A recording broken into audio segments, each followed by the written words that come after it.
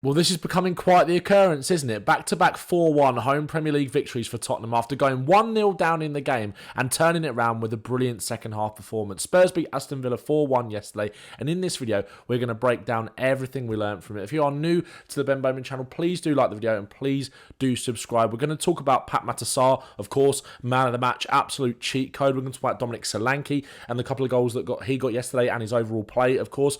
We're going to talk about Villa's shape in that first half, why it caused us problems, why we were so much better in the second half. And I want to talk about Tottenham's game management as well, because I think that was something in that second half that went massively under the radar yesterday. Aston Villa tried to break that game up and disrupt Tottenham at every single possible opportunity. Spurs grabbed that game from Aston Villa and they did exactly the same thing back to them. So I was really happy with Tottenham yesterday. Right, let's talk about how Tottenham set up yesterday. It was Rodrigo Bentancur and Pape Matar Sarr in that double pivot in midfield, just as it was against Manchester City in the Cup in the week. We had a conversation in my preview video about whether that was the right way to go.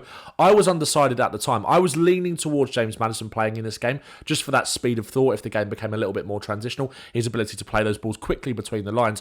But it was quite clear in the first half, even in the first 20-25 minutes or so, that with the way that Amadou Onana, I thought, was bossing the game, he really was. His ability to get back on the recovery, his press resistance as well. It was really key that the legs of Sarr were in there. I don't think we would have been able to maybe turn the game around in the way that we did without Pape Matar Sarr on the pitch, and of course we could have turned to him off the bench, but he was 100% the right call from the start, as was Rodrigo Bentancur, who I thought had a good game as well, and probably went under the radar a little bit because of Pape Matar Sarr's performance.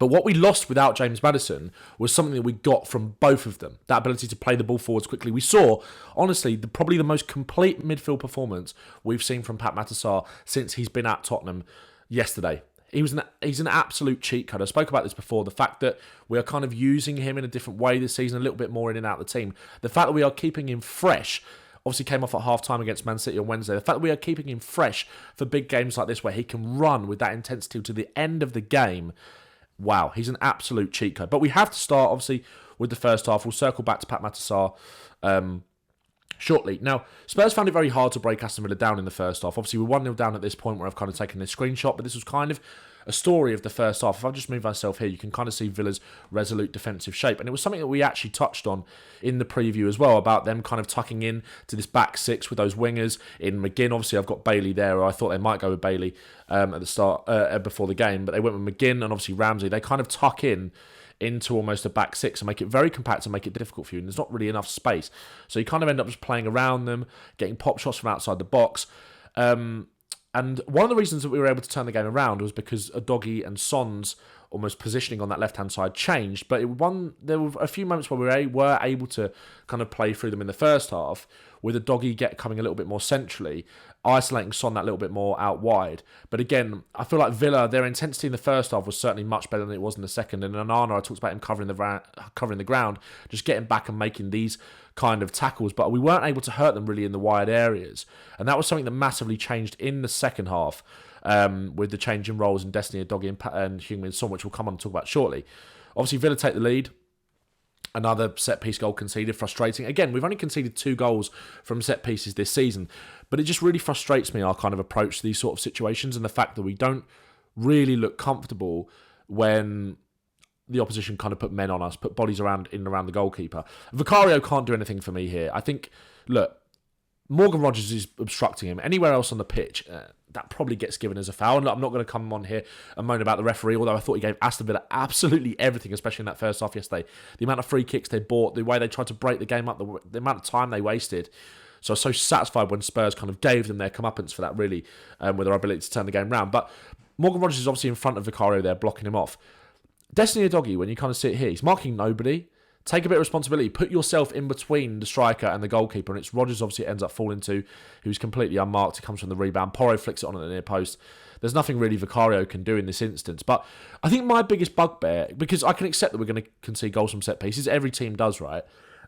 Sometimes all it takes is a quality delivery, or sometimes all it takes is kind of that disruption that we saw from Villa yesterday. Teams are going to do that to us. But why don't we do this to other teams? Why don't we take some of the lessons that we have learned from conceding these kind of goals and apply it to our own attacking set pieces and kind of disrupt teams and disrupt the game? I don't really understand it. But look, Spurs, like I said, in terms of Villa's first half, performance. They were well organised. They weren't particularly brilliant. I don't think Spurs were bad either. I thought our pressing was quite good. But we found ourselves in these kind of situations a lot where we were kind of going side to side and getting little pop shots off. But changed immediately in the second half and the intensity massively upped. And I've got some stats to kind of go with that as well. This was on Match of the Day 2 last night. There was actually some really good analysis of Spurs on Match of the Day 2 last night. Look at our intensity compared to them.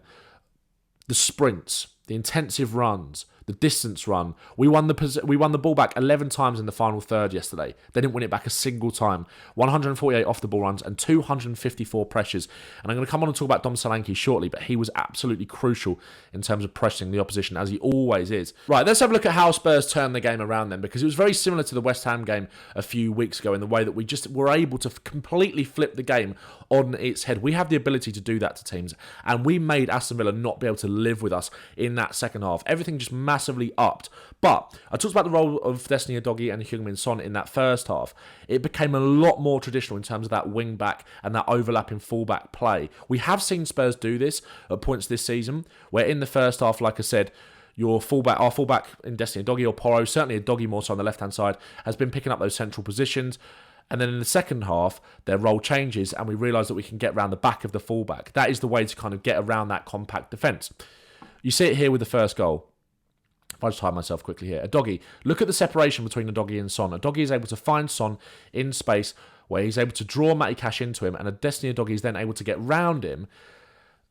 And look, you've got Sonny can slip that pass into Udogie to kind of get that cut back off the byline, but he shifts it onto his left foot and puts in one of the best deliveries I've seen so far this season. It is an unbelievable cross. And if you look at the movement of Dom Solanke as well, he gets away from Torres. He could easily bundle that into the back of the net as well. But Brennan Johnson, this is where he comes alive. No winger in Europe's top 5 leagues has created more expected goals and had more touches in the opposition box than Brennan Johnson this season. He thrives in these kind of positions. This is where he comes alive. Those crosses from winger to winger, his anticipation of where to be and get into the right positions is absolutely fantastic. And he gets on the end of it. It's a brilliant ball in from Sonny. And that was 3 or 4 minutes into the second half. And suddenly we're back in the game. And again, the chances kept coming. And again, a lot of it was down that left-hand side before Heung-Min Son came off, to kind of everybody's surprise really in the ground. But Ange Postecoglou obviously said afterwards that Sonny was never going to play more than 50-55 minutes, despite the fact that he looked incredibly surprised that he was coming off. Again here, look at Son and Udogie. Udogie's getting round him. Sonny plays that ball around the back or down the side to him. And again, Destiny Udogie's composure in these kind of situations, where he doesn't just necessarily have to drive, he can check and then come inside of the fullback. Again, Solanke does well there to peel off Konsa, and he has the shot saved by Emi Martinez. That completely changed the game for Spurs, that left-hand side dynamic. It meant we were really able to get at them and cause them problems and make that game more transitional with those overlapping runners down that left-hand side. I've got to say, after this, the game sort of entered a bit of a period of a lull. Romero obviously goes off injured. Son Heung-Min comes off just before that as well. And the game sort of just stood still for about 5 minutes. And Aston Villa then, they kind of I thought they were going to ride the storm. I thought they were kind of going to get through that period, go back into their sort of solid shape, and we were going to struggle to break them down. Because, look, we've got to give credit to Aston Villa for what they've done this season, what they've done in Europe. They are very hard to break down with those profiles that they have got in there. And they were so insistent on breaking up the play at every single opportunity, stopping the game, going down for so long. And when Romero got injured yesterday, the game really entered just a dead state into a massive lull where I thought Villa were just going to sort of wrestle that game back with their game management. But Spurs said no. Spurs said no to that. And we go and grab the game away from them because our relentlessness off the ball is causing teams so many problems this season. Teams cannot live with us. Our pressing, I thought, in the first half was really good, and it was really good in the second half as well. But it wasn't just in our press. You know, here Villa are sort of able to work it out. Kulusevski in there on Onana, forced him to sort of play a bit of a rush pass. Watkins thinks he gets it. Davis crunches in there. How good were Dragusin and Davis as well, by the way, yesterday? Obviously, it's unfortunate that we lost Mickey van der Ven and Romero basically exactly the same point of the season that we did last year. But when Ben Davies stepped in yesterday, the intensity that he had to just break the game up, and we wrestled control back. Again, then it comes to Pape Matar Sarr, who's able to drive forward. If I just take this back a couple of frames, actually, look at Dom Solanke there. Dom Solanke is next to Sarr. Obviously, there have been some criticism of Solanke, and we'll come on and talk about Solanke's game a little bit more later, about the fact that he's kind of not always in the goal-scoring opportunity, or not necessarily always in the right areas to score a goal. Therefore, we aren't able to find him. That's why he's not necessarily getting shots off. And I think we probably saw that in the first half yesterday because of the way that Villa set up. Again, he was kind of restricted to sort of coming deep into these positions here and not being able to sort of really affect the game. Villa sort of managed him quite well. But again, in the second half, he sort of comes alive when that game becomes a little bit more transitional. He's able to just nip in there, win these sorts of little 50-50s and set Tottenham back up to go again. And you look where he is now. That is such a dangerous position for him to be in, really, because Spurs are able to sort of turn the ball over and drive at the defence. And you can just see him here, ghosting in. Sarr releases it to Johnson. Look where Solanke is now, peeling off the back of Tielemans. This is really good from Brennan Johnson. Just a little first-time touch into Kulusevski. And again, you wouldn't really want to have anybody else in these kind of positions, in those tight spaces, to just feed that ball through first time. And Solanke gets in, and the composure that he shows in this moment is absolutely ridiculous. The dink over the goalkeeper, that just shows you, look, he hadn't had a shot on target, I think, in 6 matches up until this game, which is naturally a concern. And that might make a striker like this, look, obviously it's a fairly good chance to score a goal. He's 1-on-1 with the goalkeeper. But that might make a striker, in another instance, maybe panic and not show that level of composure. He's not getting shots off. He's not really getting the chances. But no, the sort of first real chance that forced him in the game, obviously he had that one at the end of the second half, or end of the first half, sorry, where Sarr was able to nip in and win the ball back and he had the shot blocked. But this was his first real clear-cut chance. And the composure that he shows is absolutely ridiculous. Now, before I come on and talk about the third goal, I've got to talk about Pape Matar Sarr, because his intensity off the ball yesterday, he was the best player on the pitch by a mile. Everything that Onana did for Villa in that first half, Sarr did it for us in both halves. He was absolutely everywhere. Like I said earlier in the video, the way that we are using him this season in a more sparing way, we're not kind of burning him out so much. Obviously, he's played a lot of football. He started every Europa League game and every Cup game. But the fact that we're not starting him in every league game necessarily means that he is so fresh for these bigger games where we really need his legs. And like I said, came off at half-time on Wednesday because he was on a book-in. But that helped him so much in this game because he was absolutely everywhere. Absolutely everywhere. Mopping everything up. Again here, first half, this doesn't quite come off him, but look at the pressing intensity. Obviously, he's playing as that left-hand side of number 8 with a little bit more licence to get forward, to be fair. Bentancur was definitely the one that was sitting that little bit deeper. But if you want him to do the defensive side of the game as well, he'll block that shot for you. Again here, if I just hide the camera, he'll win those physical aerial battles for you as well. And this was one of the reasons why it was so key that he did actually start over James Maddison. Look, I think James Maddison's off-the-ball work has improved tremendously this season. But when you look at Morgan Rogers and the kind of, in this team that Villa have got, if you want to kind of highlight Morgan Rogers, you know, Onana, Watkins, McGinn, Ramsey, that kind of running power that they've got, you need Sarr's legs in there and his ability to sort of track back. Like, he gives a foul away here, but you talk about Villa wanting to break up the play. It was important that we did that and stopped their rhythm as well when they were able to play out. So Sarr was so key for that. Again here, can you do it in tight spaces? Can you get away from man? Gets a bit lucky there, but wins the second one. Can you pop it off quickly into your number 10, who's going to then affect the game? Yes. And can you hit long diagonal passes as well? Yes. That was a midfield general performance from Pape Matar Sarr yesterday. Pape Sarr won the ball back in the midfield third against Aston Villa 9 times yesterday. That is the most amount for any single midfielder in the Premier League so far this season. And like I said, that was a general's midfield performance. It was the best performance we've seen from him. Complete. The guy is an absolute cheat code. And again, so key in the third goal as well here. I thought Basuma did really well when he came on as well. And I want to talk about that shortly when we kind of end the video. About the way Spurs managed the game after we went to 3-1. He gets in there to nick that ball off Ramsey. Torres gets it back. But look at Sarr's body position there. He's reading that pass into Onana straight away. He telegraphs it. And then, obviously, you guys saw in the thumbnail the fact that I highlighted this kind of position here, where when Spurs win the ball back in these kind of positions, we've scored more counter-attacking goals than anyone in the Premier League this season, and it's a real part of Spurs' game that has improved. Obviously, we still want to dominate possession, we still want to break teams down, open them up, with moving the ball side to side, getting our wingers in behind, etc.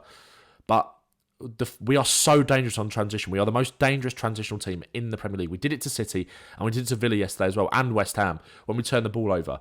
Look at the amount of runners that Spurs have got there. Johnson, Kulusevski, Solanke, Richarlison. Sarr finds him, and it's a perfect cutback from Richie. Obviously pulled his hamstring, and hopefully he's okay. But Solanke is there to finish again. And again, the reward for his kind of hard work yesterday with that easy goal. He was absolutely phenomenal yesterday. There is an amazing stat about Dom Solanke. And look, I don't want to talk about Solanke too much in this video because I'm thinking about recording a video about Solanke on his own for the channel tomorrow, so stay tuned for that one. But Dom Solanke tops the Premier League charts for most pressures in the final third this season with 240. Not only does he top it, he leads the way by 65 pressures. That is absolutely crazy. And again, it was a complete centre-forward display yesterday. And I think he had 65 pressures on his own yesterday too. Aerial duels as well, everything. And again, you come to the fourth goal. Brilliant free kick from James Maddison. But who is it winning the foul? Who is it using his body to get across the centre-back and just draw that free kick? Dom Solanke. Absolutely fantastic. And again, when you look at the quality of the free kick as well, what I loved about this, if I just hide myself and kind of give the free kick its glory, Maddison just, again, Spurs we were just much quicker to everything than Villa in that second half yesterday in terms of that speed of thought, in terms of everything. Obviously, Maddison coming on fresh with a point to prove. As soon as the ref blows the whistle, he just dinks it over the wall. It was a brilliant free kick, and I was really pleased for him as well. And I think that'll be one thing for him to sort of say, look, you are going to put me in this team, Ange, aren't you? Obviously, like I said, I think it's a conversation probably for another video, but please feel free to let me know in the comments what you think Spurs' best midfield is. But Maddison is, again, always keeping himself in the conversation. It was a really good moment for him yesterday. Obviously, he probably would have been a bit upset about not starting. But it is what it is. And sometimes you have to find that balance, especially with the running power that they have got in there. Now, this is something I've been dying to talk about. Game management. I've been critical of Spurs' game management at times, at points this season and last season. But I was so impressed with the way that Spurs saw this result out yesterday. This is in the 91st minute, 10 minutes out of time. Villa have chucked two wingers on in Philogene and Bailey to try and get themselves back in the game. And they got in behind a couple of times, but Spurs were so resolute in their defensive shape. And when we were able to win the ball back like we were here, if I just kind of play this through for you, Konsa here, plays it into Kamara. Ben Davies, again, I sort of spoke about him earlier, but he wins his physical battle with Duran, pops it off to Kulusevski. And this is what I love. Pape Matar Sarr, in terms of that being that general in midfield, put your foot on the ball, take your time. Into Basuma. We work it out to the right. We funnel it back into the middle. We work it backwards to Dragusin. Into Johnson here. Can you get away from Onana, who is, again, is knackered after the intensity that he put in the first half and what we put Villa under in the second half? His legs have gone. Johnson, by the way, there was a few screenshots in this move where he is absolutely out on his feet. And I thought he worked so hard yesterday. But he gets in between Onana and Philogene there, and we work it from right to left. Sarr, again, the glue in terms of everything. Work it back into the centre. Again here. Sarr into Maddison. Kulusevski makes that run. Spurs are still looking to score a goal here, which obviously does come with a free kick. But Sarr plays it into Maddison. But instead of Maddison maybe just flicking it onto Kulusevski for him to drive in the box, we keep the ball. Maddison's little first touch back inside there, and we cycle it back out to the left. Back into the middle with Sarr, into Kulusevski there. And okay, he might lose it. But again, Solanke there putting pressure on the goalkeeper. Forces him to go long. Davies wins the header, we go back again. And into Basuma. Basuma and Sarr were excellent in that second half when Basuma came on.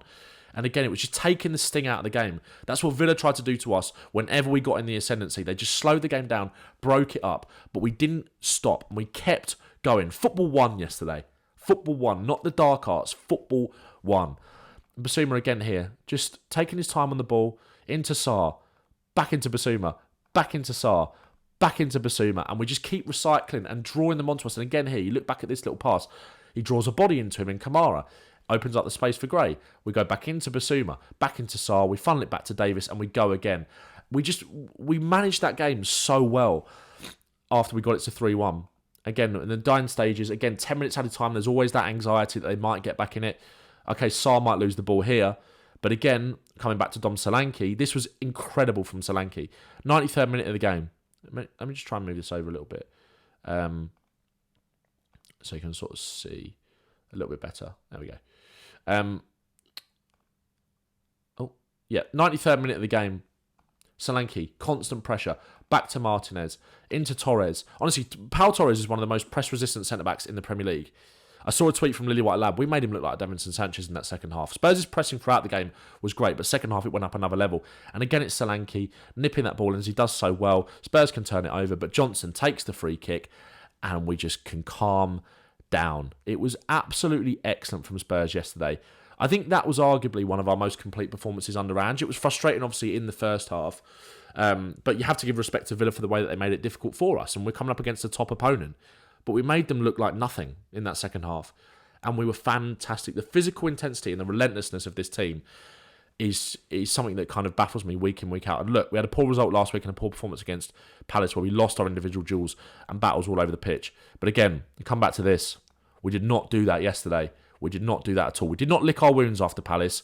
We went and beat City and we went and beat Villa. Ange Postecoglou getting the better of two of the best tactical minds in the game in Pep Guardiola and Unai Emery. What a performance that was from Spurs yesterday. And I'm so pleased that we're coming here talking about another battering. Are you West Ham in disguise? Are you West Ham in disguise, Aston Villa? What a performance from Spurs. Let me know what you thought about it in the comments. Let me know who you thought your man of the match was. Like I said, I think there probably will be a video on Dominic Solanke on the channel this week, so watch out for that. Like I said, if you did like the video, if you did enjoy it, please make sure to subscribe to the channel. We do this before every single game in the Premier League and in the Cups. We preview the game and we break it down afterwards. We're talking about a lot of Spurs wins these days and things are really starting to click. Make sure to subscribe to the channel and up the Spurs. Nice one.